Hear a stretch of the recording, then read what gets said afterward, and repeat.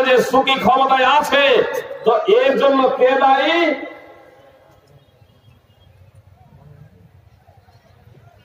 ভাই সকল, এর জন্য কে দায়ী? হয়তো বিষয়টা আপনাদের বুঝাতে পারলাম না। এর জন্য মুসলমানরা দায়ী না মুসলমানরা দায়ী? মুসলমানরা দায়ী। এর জন্য মুসলমানরা দায়ী।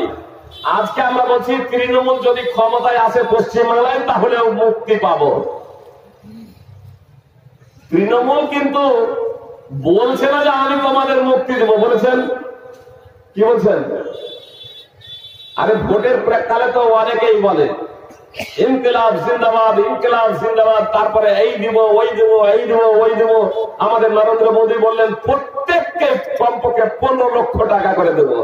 জিজ্ঞেস যখন করা হচ্ছে কই টাকা যে দেন না, তখন বলা হচ্ছে এটা ছিল জুমলা, এটা ছিল কথার কথা, এটা ছিল একটা কথা। আরে বলতে হয় বলেছি, টাকা থরে দেব, টাকা দেব না।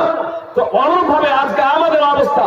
কিন্তু আল্লাহ মহান আল্লাহ, যে মহান আল্লাহ তাআলা ফিরাউনের যুগে ছিলেন, যে মহান আল্লাহ তাআলা অতীত ছিলেন, সেই আল্লাহ তাআলা আজকে আছেন না নাই? সেই মহান আল্লাহ তাআলা বলেন ইয়া আইয়ুহাল্লাযীনা আমানু ইন তানসুরুল্লাহা ইয়ানসুরকুম। হে ঈমানদারগণ, তোমরা আল্লাহর দ্বীনকে বাস্তবায়িত করো, আল্লাহর দ্বীনকে প্রতিষ্ঠিত করো, আল্লাহ তোমাদের সহযোগিতা করবেন। সূরা মুহাম্মদ 47 নম্বর সূরার 7 নম্বর আয়াতের অংশ বিশেষ আল্লাহ যেখানে বলছেন যে তোমরা আল্লাহর দ্বীনকে প্রতিষ্ঠিত করো, আমি তোমাদের সাহায্য সহযোগিতা করব। তো আল্লাহ সাহায্য সহযোগিতা করবো, এটা কিন্তু আমরা মেনে নিতে পারছি না। মেনে নিতে পেরেছি?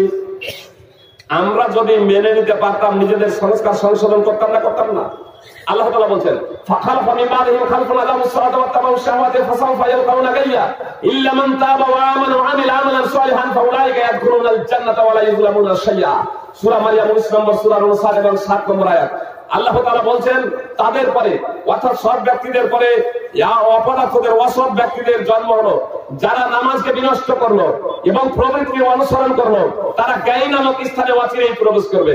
গাই জাহান্নামের একটা গর্ত, গাই হলো জাহান্নামের একটা গর্ত। যে জাহান্নামও তার থেকে আশ্রয় প্রার্থনা করে, সেই জাহান্নামের গর্তে যাবে কারা জানেন? যারা নামাজ বিনষ্ট করেছে এবং প্রবৃত্তির অনুসরণ করেছে, তারা যাবে জাহান্নামের সেই গর্তে, তারা যাবে জাহান্নামে। তাদের জন্য ধ্বংস। পরিত্রাণ পাবে কারা? ইল্লাল্লাযীনা তাবু, ইল্লা মান তাবা। পরিত্রাণ পাবে কারা? পরিত্রাণ পাবে তারা যারা তওবা করেছে, অর্থাৎ নামাজ যে বিনষ্ট করেছিল তা থেকে ফিরে আসবে, তওবা করবে, ও আমানা এবং ঈমান আনয়ন করবে। খুব এখানে একটা গুরুত্বপূর্ণ কথা। নামাজ ছেড়ে দিলে ঈমান থাকবে কি থাকবে না? নামাজ ছেড়ে দেওয়াটা কত বড় কুফর! নামাজ ছেড়ে দেওয়াটা কত বড় কুফর! নামাজ ছেড়ে দেওয়াটা কত বড় কুফর! কত বড় কুফর! ওলামায়ে কেরাম মতামত করেছেন সেই প্রসঙ্গে আজকে আমি ফতোয়া দিচ্ছি না। অনেক ওলামায়ে কেরাম, বিশেষ করে সৌদি ফতোয়া কমিটি, শেখ ইবনে বাজ সহ বলেছেন এক ওয়াক্তের নামাজ ছেড়ে দিলে ঈমান বিনষ্ট হয়ে যাবে, কাফেরে পরিণত হয়ে যাবে। অবশ্য শেখ আল্লামা নাসিরউদ্দিন আলবানী রাহিমাহুল্লাহ এবং আমাদের ভারতের সিংহভাগ ওলামায়ে কেরাম এবং সৌদির অনেক ওলামায়ে কেরাম আছেন যারা বলছেন যে না, যতক্ষণ পর্যন্ত ইসলামের কোন বিষয়কে অস্বীকার না করবে ততক্ষণ পর্যন্ত ইসলাম থেকে, ঈমান থেকে বের হয়ে যাবে না। তাহলে সে কুফর করবে, শিরক করবে, মহা পাপী হিসেবে পরিগণিত হবে, কিন্তু সে মুসলমানই থাকবে, তার ইসলামটা বিনষ্ট হয়ে যাবে না। এটা একটা স্বতন্ত্র ব্যাপার। আপনাদের শুধু একটা কথা বলি, আজ যদি নিজের জীবনের সংস্কার সংশোধন যদি না করি, পরিণতি কি হবে এটা তো মরার পরেই বুঝতে পারবেন। আল্লাহ যে কথাটা বলছেন, যে কথাটা আল্লাহ বলছেন যে সৎ ব্যক্তিদের পরে অসৎ ব্যক্তিদের আবির্ভাব হলো, তারা নামাজকে বিনষ্ট করলো। নামাজ বিনষ্টের তাৎপর্য হলো নামাজ তো পড়ে অসময়ে পড়ে, নামাজ তো পড়ে কখনো ছাড়ে, নামাজ তো পড়ে মুহাম্মদ সাল্লাল্লাহু আলাইহি সাল্লামের পদ্ধতিতে পড়ে না, নামাজ তো পড়ে নিজের খেয়াল খুশি মতো পড়ে, নামাজ তো পড়ে অমনোযোগ সহকারে পড়ে। এই সবগুলোই আপনার নামাজকে বিনষ্ট করার অন্তর্ভুক্ত। আর প্রবৃত্তির অনুসরণ করলো, এদের প্রসঙ্গে আল্লাহ বলছেন এরা জাহান্নামে যাবে, এদের জন্য ধ্বংস। আল্লাহ বলছেন তাহলে স্বতন্ত্র হলো তাদের কথা যারা তওবা করবে, সংশোধন করবে, সংশোধন। আর নামাজ বিনষ্ট করব না, ইসলামের কোন বিষয় বিনষ্ট করব না, ইসলামকে পরিপূর্ণ রূপে মেনে চলবো। সংস্কার এবং সংশোধন করবে, ও আমানা এবং ঈমান আনয়ন করবে, ঈমান আনয়ন করবে। জি, ঈমান আনয়ন করবে। অবশ্যই ঈমানদারদেরকে বলা হয় ঈমান নিয়ে এসো। এজন্য আমি এখান থেকে সেই দিকে যাচ্ছি যে ঈমান তাদের বিনষ্ট হয়ে গিয়েছিল, এই জন্য ঈমান আনয়নের কথা বলছেন। আল্লাহ বলছেন ঈমান আনয়ন করবে এবং সৎ কর্ম করবে।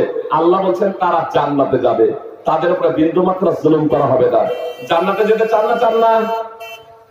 আপনারা জান্নাতে যেতে চান না? শুধু নিজেরা জান্নাতে যেতে চান?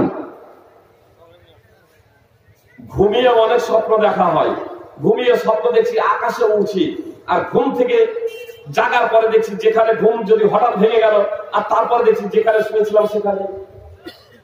হয় না? তো ঘুমিয়ে ঘুমিয়ে স্বপ্ন দেখলে হবে না, জেগে স্বপ্ন দেখতে হবে। আপনার শুধু ওই ঠোঁটের অগ্রভাগ থেকে বললে হবে না জান্নাতে যেতে চাই, হৃদয়ের অন্তঃস্থল থেকে বলতে হবে আমি জান্নাতে যেতে চাই। যদি জান্নাতে যেতে চান তাহলে 5 ওয়াক্তের বেনামাজি থাকা যাবে না। নিজের সংস্কার সংশোধন আজকে আপনাকে করতে হবে। আপনি নিজে নামাজি আছেন, শুধু নিজে নামাজ পড়লে হবে না, আপনার সন্তান সন্ততি পাড়া প্রতিবেশীকে নামাজি বানানোর প্রচেষ্টা করতে হবে। যে আপনার ছেলের আঙুল কেটে গেছে তার জন্য আপনার ছুটছেন হাসপাতালে নিয়ে, আপনার ছেলের একটা দাঁতে ব্যথা হচ্ছে, যন্ত্রণায় ছটফট করছে, ছুটছেন ডাক্তারের কাছে। যে আগুনে পুড়ে গিয়েছে, নিজে বা উদ্ধার করতে পারছেন না, পাড়া প্রতিবেশীকে চিৎকার করে ডাক দিচ্ছেন বাঁচানোর জন্য। আপনার ছেলে মরলেই, আপনার ভাই মরলেই, আপনার বাবা মরলেই, আপনার স্ত্রী মরলেই, আপনার স্বামী মরলেই, আপনার পাড়া প্রতিবেশী আত্মীয়স্বজন মরলেই বেনামাজি হয়ে যে জাহান্নামে যাবে, এটা আপনি জানেন না? বিখ্যাত হাদিস, শুধু একটা পয়েন্ট বলি। আল্লাহ রাসূল সাল্লাল্লাহু আলাইহি সাল্লাম কে 2 জন ফেরেশতা নিয়ে গেলেন।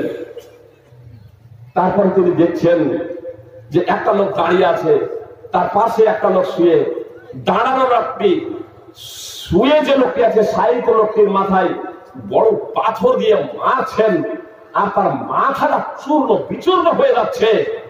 মুহাম্মদ সাল্লাল্লাহু আলাইহি ওয়াসাল্লাম জিজ্ঞেস করলেন, এই লোকটা কে যাকে এইভাবে মারা হচ্ছে?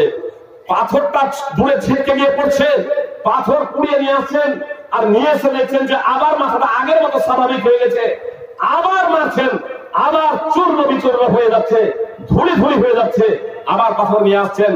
এইভাবেই শাস্তি হতে থাকবে ইলা ইয়াউমিল কিয়ামা, কিয়ামত কায়েম না হওয়া পর্যন্ত, কিয়ামত কায়েম না হওয়া পর্যন্ত, কিয়ামত প্রতিষ্ঠিত না হওয়া পর্যন্ত বেনামাজি হয়ে মারা গেলে ওই পাথরের আঘাত দিয়ে মারতেই থাকবেন ফেরেশতাদের। মুহাম্মদ সাল্লাল্লাহু আলাইহি ওয়াসাল্লাম জিজ্ঞেস করেছিলেন যে এই লোকটাকে যাকে এইভাবে মারা হচ্ছে, এই কথাই জবাব দেওয়া হয়েছিল ফাইন্নাহু ইয়াখুদুল কোরআন, লোকটা কোরআন শিখেছিল, কোরআন জানতো, কোরআন গ্রহণ করেছিল, ফায়ারফিদহু, অতঃপর কোরআন ছেড়ে দিয়েছে, ওয়া নাম আনিস সালাতিল মাকতুবা, আর ফরজ নামাজ ছেড়ে ঘুমিয়ে থাকতো। আনিস সালাওয়াতিল মাকতুবা বলা হয়নি যে অনেক নামাজ ছেড়ে ঘুমিয়ে থাকতো, অনেক নামাজ পড়তো, এই কথা বলা হয়নি, বলা হয়েছে আনিস সালাতিল মাকতুবা। এক নামাজ ছেড়ে ঘুমিয়ে থাকতো, নামাজ পড়তো না। কেউ কেউ বলেন ফজরের নামাজ, কেউ কেউ বলেছেন এশার নামাজ। সহিহ বুখারী হাদিস নম্বর 1386 এবং 7047, এক ওয়াক্তের নামাজ ছাড়ার জন্য যদি ওই লোকটা, যে লোকটা এক ওয়াক্তের নামাজ ছেড়ে মরে যায়, কিয়ামতের আগে পর্যন্ত, যে তওবা না করে যদি মরে যায়, সংশোধন না করে যদি মরে যায়, তাহলে কিয়ামতের আগে পর্যন্ত তাকে এই শাস্তি হতেই থাকবে। সুপ্রিয় ভাই, একটা আপনাদের কথা বলি, অনেকে শয়তান বিভিন্ন ধরনের প্রলোভন দেয়, সংস্কার সংশোধনের প্রেক্ষাপটে একটা কথা বলি, আপনি মদ পান করছেন, আমি মদ পান করার নির্দেশ দিচ্ছি না, আপনি জুয়া খেলছেন, আপনি মিথ্যা কথা বলছেন, আপনি ঘুষ নিচ্ছেন, আপনি সুদ নিচ্ছেন, আমি বলবো সব জিনিসগুলো, অপরাধগুলো ছেড়ে দেন। আর তারপরেও বলবো যদি সেগুলো আপনি করছেন, অন্তত পক্ষে আপনি নামাজটা স্টার্ট করে দেন। এটা আপনি ভাববেন না যে আগে নামাজ, সুদটা ছেড়ে দিই, ঘুষটা ছেড়ে দিই দিয়ে নামাজ পড়বো, মিথ্যা কথা ছেড়ে দিয়ে নামাজ পড়বো, আগে পবিত্র হয়ে যাই দিয়ে নামাজ পড়বো। এই ভাবনাটাও শয়তানের পক্ষ থেকে। অবশ্য সঙ্গে সঙ্গে আজ থেকে ছেড়ে দেন সবগুলো, আলহামদুলিল্লাহ, এটা আল্লাহ তাআলার পক্ষ থেকে। কিন্তু আপনি 1 বছর 2 বছর লাগবে না, এটা ছাড়িয়ে আস্তে আস্তে তারপরে নামাজ ধরবো, এটা শয়তানের পক্ষ থেকে। আজকে নামাজ ধরলেন, নামাজটা পড়লে আপনার কি হবে?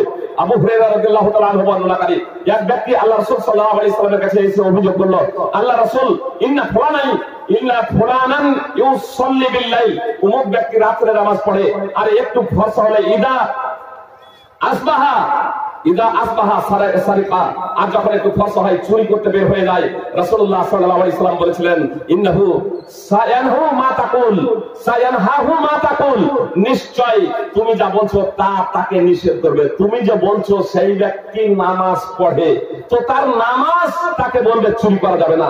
যেহেতু সে নামাজ পড়ছে, তার নামাজ তাকে বলবে চুরি করা যাবে না। মুসনাদ আহমদ হাদিস নম্বর ৯৭৭৮। জি, আপনি নামাজ পড়তে শুরু করুন। নামাজ পড়লে আপনার লাভটা কি হবে? নামাজ পড়লে আপনার লাভটা কি হবে? সহিহ বুখারী হাদিস নম্বর ৭৪৩৯ এবং সহিহ মুসলিম হাদিস নম্বর ১৮৩। জান্নাতীরা জান্নাতে যাবে। আগেই বলেছি ঈমানদার ছাড়া জান্নাতে কেউ যাবে না। যারা একেবারে সৎ পরহেজগার মুত্তাকি আল্লাহওয়ালা, যারা অপরাধ করে না, চুরি করে না, ডাকাতি করে না, ছিনতাই করে না, মারপিট করে না, বোমা বিস্ফোরণ করে না, নিরীহ মানুষকে হত্যা করে না, স্ত্রীর উপরে জুলম নির্যাতন করে না, স্বামীকে কোন প্রকারের কষ্ট দেয় না, বাপ মাকে কোন প্রকারের কষ্ট দেয় না, সন্তান সন্ততিকে কোন প্রকারের কষ্ট দেয় না, যারা আপন আপন দায়িত্ব যথাযথভাবে পালন করে, এই সব ব্যক্তিরা জান্নাতে যাবে। এই সব ব্যক্তিরা জান্নাতে যাবে। সুদ খেয়েছে, ঘুষ খেয়েছে, চুরি করেছে, ডাকাতি করেছে, ছিনতাই করেছে, স্ত্রীর উপরে জুলম নির্যাতন করেছে, মা বাবাকে ধাক্কা দিয়েছে, মা বাবার কথা শ্রবণ করেনি, মা বাবাকে কষ্ট দিয়েছে, এই সব লোকগুলো জাহান্নামে চলে যাবে। জান্নাতে যাওয়ার পরে জান্নাতীরা বলবে যে আল্লাহ, আমাদের ওই ভাইগুলোকে দেখতে পাই না। ভাইগুলো বলতে এখানে আপনারা আপন ভাই বলে না, সে আপন ভাইও হতে পারে, চাচতো ভাইও হতে পারে, খালাইতো ভাইও হতে পারে, মামাইতো ভাই হতে পারে, পাড়া প্রতিবেশী সে যে কেউ হতে পারে, ধর্মীয় ভাই। বুঝতে পেরেছেন? বোনও হতে পারে, ভাইও হতে পারে, মানে ধর্মীয় ভাই। এই ধর্মীয় ভাই বলবো, আল্লাহ তাআলাকে বলবো আল্লাহ, আমাদের ওই ভাইগুলোকে দেখতে পাচ্ছি না, যারা আমাদের সাথে নামাজ পড়তো, আমাদের সাথে রোজা রাখতো, আমাদের সাথে দ্বীনে ইসলামের কাজ করতো, ভালো কাজ করতো। কোন বর্ণনায় আছে আমাদের সাথে হজ করতো, আমাদের সাথে হজ করতো, নামাজ পড়তো, রোজা রাখতো। আল্লাহ তখন বলবেন যাও যাও, তোমরা যাদেরকে চিনতে পারছো তাদেরকে জাহান্নাম থেকে বের করে নিয়ে চলে এসো। তখন ওই নামাজিরা আর জাহান্নামে কেউ থাকবে না। একটাও নামাজি, যে নামাজি আল্লাহ তাআলা সন্তুষ্টির জন্য মুহাম্মদ সাল্লাল্লাহু আলাইহি ওয়াসাল্লামের পদ্ধতিতে নামাজ আদায় করেছে, সে চিরস্থায়ী জাহান্নামী হবে না। আল্লাহ তাআলা নির্দেশ দেবেন, যাও তোমরা ওই জাহান্নামীদের, ওই নামাজীদের তোমরা জাহান্নাম থেকে বের করে নিয়ে চলে এসো। ভাই সকল, নামাজ পড়লে আপনি পরিত্রাণ পাবেন। এজন্য আমাদের সমাজ সে বেনামাজিতে ভরে গিয়েছে। সেই বেনামাজি গুলো আজ থেকেই তওবা করে নিজের জীবনের সংস্কার সংশোধন করে নামাজি হয়ে যান। একটা কথা এখানে আপনাদের বলে দিই, দিয়ে তারপরে কয়েকটি কথা এই প্রেক্ষাপটে আমি আলোচনা করবো, এই সংশোধনের প্রেক্ষাপটে। সুপ্রিয় ভাই এবং বোন, কথাটা মনোযোগ দিয়ে শুনবেন। এই যে আপনারা যে প্রোগ্রাম শুনছেন, প্রোগ্রামে অংশগ্রহণ করেছেন, কমিটির পক্ষ থেকে আমাকে বলা হলো এই প্রোগ্রামে যে খরচ হয়েছে, হয়তো ভাবতে পারেননি যে এত বড় এইভাবে এরকম প্রোগ্রাম হয়ে যাবে, এতগুলো লোককে খাওয়া দাওয়া করানো হবে। এজন্য অর্থের একটু সমস্যা হতে পারে ভেবে তারা বলছেন যে একটু আপনি রিকোয়েস্ট করবেন, অনুরোধ করবেন। অবশ্যই একটা লাইব্রেরি আছে, লাইব্রেরি পরিচালনা করতে গিয়ে তারাও দিনের প্রত্যেক মাসে কাজ করছেন, সেখানেও খরচ হতে পারে। তারা বলছেন যে একটু খরচের বিষয়টা বলবেন। আপনারা দান করছেন, আমি শুধু একটা পদ্ধতি বলবো, আপনাদেরকে উঠতে হবে না। আমার ভাইরা কমিটির অবশ্যই এই যে এগুলো ছাপা আছে, এগুলো আপনাদের হাতে বিতরণ করে দেওয়া হবে ইনশাআল্লাহ। আপনারা এগুলো সব পেয়ে যাবেন, আপনারা বসে থাকবেন, বক্তব্যের পরে পরে আপনাদের কাছে এরকম পৌঁছে যাবে, বক্তব্যের পরে পরে আপনাদের কাছে পৌঁছে যাবে, আপনারা এগুলো আপনারা নিয়ে যাবেন। আপনাদের কাছে চাদর নিয়ে ভাই কমিটির লোকেরা যাবেন, অবশ্যই এটা লক্ষ্য রাখবেন, আপনারা কমিটি ছাড়া যাতে অন্য লোক চাদর না ধরে, মানে আজকে সব জায়গাতেই মানে ডুপ্লিকেট হয়ে যাচ্ছে। আপনারা চাদর নিতে পারেন, চুপে যাবে, বাস চাদর নেবেন, আমি বক্তব্য শুরু করবো। শুধু কিভাবে দানটা করবেন পদ্ধতিটা আমি আপনাদের বলে দিচ্ছি, পদ্ধতিটা শুনে নেন। আমরা সাধারণভাবে দান কিভাবে করি, তার কারণে আমি যে পদ্ধতিটা বলছি পদ্ধতিটা মনোযোগ দিয়ে শুনবেন। আমরা দান কিভাবে করি, গেল আপনি দান করে দিলেন সাধারণভাবে, তাই না? আপনি দান করলেন 1000 টাকা, আপনি 1000 টাকার নেকি পাবেন। কিন্তু এই নেকিটা চক্রাকারে কিভাবে 4 জনে পাবেন সেই পদ্ধতিটা বলবো। যে আয়েশা রাদিয়াল্লাহু তাআলা আনহা বর্ণনাকারী, তিনি বলছেন কোন মহিলা স্বামীর সম্পদে ক্ষতি সাধনের লক্ষ্য উদ্দেশ্য না নিয়ে যখন আল্লাহর পথে খরচ করে তখন সেই খরচের নেকি সে পায় খরচ করার জন্য, বিমা আনফাকাত, আর তার স্বামী পায় বিমা কাসাবা, উপার্জনের জন্য। ওয়ালি খাজিন মিসল যালিক, আর কর্মচারীও পায় তার সমপরিমাণ। ওয়ালা ইয়ানকুসু বাযুহুমা বাযা আজরিন শাইআ, তাদের এক অপরের নেকি থেকে বিন্দুমাত্র কমানো হবে না। 1425 নম্বর হাদিস, সহিহ বুখারী। সহিহ বুখারীতে একাধিক জায়গাতে হাদিস রয়েছে, সহিহ মুসলিমে হাদিস রয়েছে। আপনার অত্র হাদিস দ্বারা তিনজন, মনে করেন স্ত্রী টাকা দান করছে, সম্পদ দান করছে, কিন্তু ওই টাকাটা স্ত্রীর না, স্বামীর। স্বামী উপার্জন করেছে। তো স্ত্রী যদি 1000 টাকা দান করে, স্ত্রী 1000 টাকার পূর্ণ নেকি পাবে। ওই টাকাটা যেহেতু স্ত্রী ছিল না স্বামীর, স্বামী যদি স্ত্রীর উপরে রাগ না করে, সন্তুষ্ট চিত্তে মেনে নেয়, তাহলে স্বামী ওই 1000 টাকার নেকি পাবে। স্ত্রী মনে করেন টাকাটা ডাইরেক্ট দিল না, তার সন্তান সন্ততি বা কর্মচারীর মাধ্যমে দিল, তাহলে ওই সন্তান সন্ততি তারা ওই 1000 টাকার নেকি পাবে। আর সেটা আবার প্রত্যেকেরই 10 থেকে নিয়ে 700, তার থেকেও বৃদ্ধি হতে থাকবে। জি, কারণ নেকি কমানো হবে না 1 টাকা। আপনি ডাইরেক্ট করছিলেন দান, সেই টাকাটা শুধু আপনিই পাচ্ছিলেন। বলবেন এটা 3 জন হলো, কিন্তু আপনি বলেছেন 4 জন পাবে চক্রাকারে সেই দানটা। যেহেতু আয়েশা রাদিয়াল্লাহু তাআলা আনহা থেকে হাদিস বর্ণিত আছে, এক ব্যক্তি আল্লাহ রাসূল সাল্লাল্লাহু আলাইহি সাল্লামকে এসে বলল, আল্লাহ রাসূল, আমার মা হঠাৎ মারা গেছে, কোনো ওয়াসিয়ত করা যায়নি, দান খয়রাত করার জন্য কোনো ওয়াসিয়ত করা যায়নি। তবে আমার মনে হয় কথা বলতে পারলে হয়তো কিছু বলতো দান খয়রাত করার কথা। তো আমি যদি এখন দান করি তো আমার মা নাকি পাবে কি? ফালাহা আজরুন ইন তাসাদদাকতু আনহা, আমার মায়ের পক্ষ থেকে যদি আমি দান করি তবে আমার মা নাকি পাবে। ওয়ালি আজরুন, এবং আমিও কি নাকি পাবো? আল্লাহ রাসূল সাল্লাল্লাহু আলাইহি সাল্লাম বললেন, না, হ্যাঁ, তোমার মাও নাকি পাবে, তুমিও নাকি পাবে। সুনানে ইবনে মাজাহ হাদিস নম্বর 2717, 2717। অত্র হাদিস দ্বারা এখানে যার নামে দান করা হচ্ছে সেও নাকি পাচ্ছে, যে দান করছে সেও নাকি পাচ্ছে। ওখানে 4 জন বলেছিলাম, আর এখানে একজন আবার প্লাস হচ্ছে, যে দান করছে আর যার নামে দান করছে।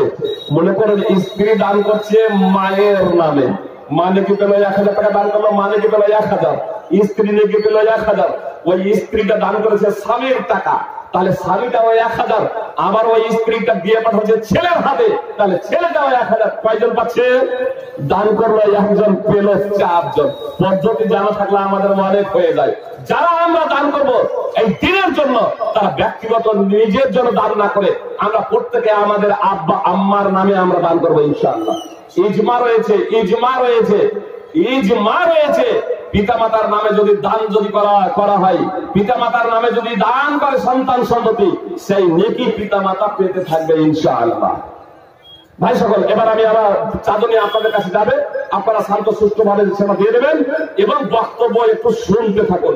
কয়েক মিনিট, খুব দীর্ঘায়িত বক্তব্য করবো না, তার কারণ আমার বক্তব্যের প্রেক্ষাপটে যদি আপনাদের কিছু জিজ্ঞাসা করা থাকে সেটা আপনারা জিজ্ঞাসা করতে পারেন। কি কথাটা বলছিলাম, যে আজকে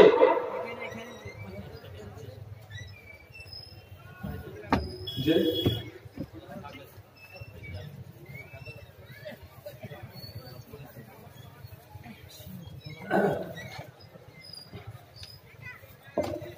কি বলছিলাম কথাটা,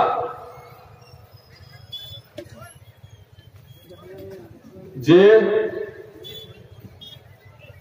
ভুল সংশোধনে সফলতা আছে, ভুল সংশোধনে সফলতা আছে, ব্যর্থতা নেই। ভুল সংশোধনে সফলতা। আমাদের ইতিহাস জানা, আদম আলাইহিস সালামের ভুল হয়েছিল না হয়নি? আদম আলাইহিস সালামের ভুল হয়েছিল, ভুল সম্পর্কে অবগত হলেন, নিজের সংস্কার সংশোধন করলেন, তিনি সফল হয়েছেন, তিনি সফল হয়েছেন, তিনি জান্নাতি। আর ইবলিস সেও ভুল করেছে, ভুল জানতে পারলো, ভুল তাকে ধরিয়ে দেওয়া হলো। ইবলিস কি তার নিজের সংস্কার সংশোধন করেছে? ইবলিস নিজের সংস্কার সংশোধন করেনি, ব্যর্থ হয়েছে। ইবলিস নিজের সংস্কার সংশোধন করেনি, ব্যর্থ হয়েছে।